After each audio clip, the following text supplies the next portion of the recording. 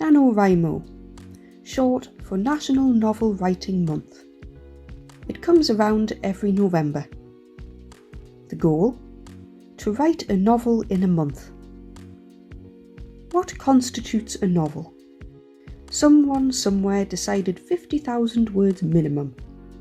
The aim is to spread this impressive feat over 30 days, which works out at a challenging but slightly more manageable 1,667 words per day. According to the internet, it seems like attempting NaNoWriMo is a rite of passage that all new writers face. So you attempt it. It's difficult, and without discipline and putting in effort, you'll likely fail.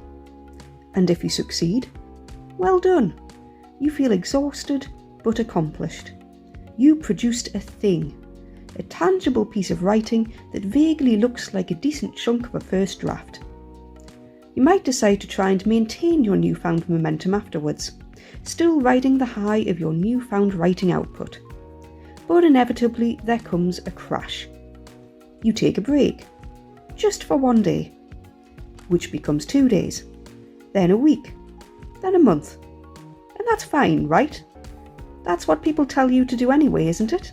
Stick your manuscript in a drawer for a month, let it rest, then come back to it with fresh eyes. So you leave it, and it becomes your New Year's resolution to finish your NaNoWriMo book. By the time January comes around, you're refreshed and energised again. You dig it out, and you read. Typos everywhere. What did that character look like again? Why is this scene 3 times longer than the last one? Was that the ending? It seems a bit rushed. How long did it take to get to the story? 3 chapters? And how many times have you written the words just or felt?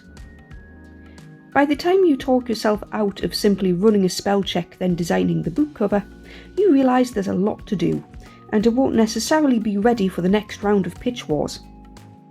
Okay, you think? Maybe this book isn't the one if it needs so much work done to it.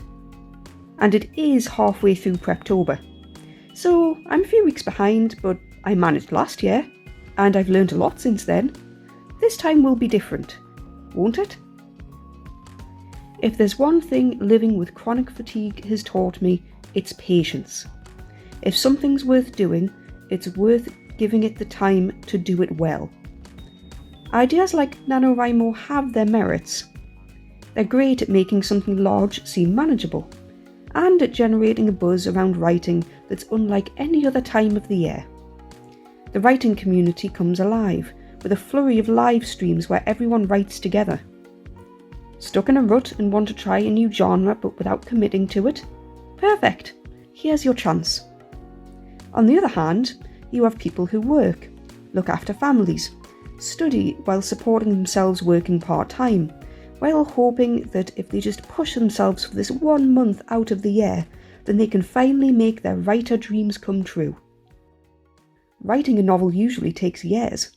Why wait for the gratification of completing something if there's the opportunity to knock it out in a month? The idea of the tired, tortured writing soul is outdated and dangerous. Look after yourselves. Take breaks and practice self-care. Commitment is good. It leads to forming a writing habit and a willingness to sit down and persevere even when facing writer's block. But this output needs to be sustainable in the long term. More so for me, since I live with chronic fatigue. So where do I stand on NaNoWriMo? The fact is, I can't guarantee I can sit down every day to write. My symptoms could flare up. I could have a medical appointment to go to. The list goes on. I like having goals as much as the next person, but putting myself on the same page as a fully functioning person would ultimately get me down, and in the end, if I failed, I would feel worse off for it. I'm also in the middle of revisions and edits, so I can't use my current project. As much as I'd like to use the time to finally write the fanfiction I've had in my head for months, it's a better use of my precious limited energy to keep writing my current work. That's not to say that I don't fully intend to capitalise on the writing buzz in the community. I'm hoping it'll spur me on to finish rewriting my current draft. As for goals, I prefer to set and use my own goals and rewards using systems that I've created myself. They're frequent and give me the sense of reward and accomplishment for my writing that would otherwise take years to achieve in novel writing. I also use a monthly format similar to NaNoWriMo. For more information, see my monthly roundup videos, linked in the cards above. While I may not do NaNoWriMo specifically, I'm a very big advocate for their offshoot challenge called CampNaNoWriMo, where you can choose your own writing goal, be it words, time, or by page. It doesn't have to be a brand new project either. It runs every April and July, and while I can't achieve anything as large as 50,000 words in a month, I can still set myself a more manageable goal that still stretches and supercharges my output. I finished my first draft that way, writing the last 30,000 words, and when I'm editing, choose time-based goals for quality over quantity. Will I be doing NaNoWriMo? No. But CampNaNoWriMo is almost always a yes. That's it for today's video. I have to get back to work now, as I continue to write my story. One day at a time.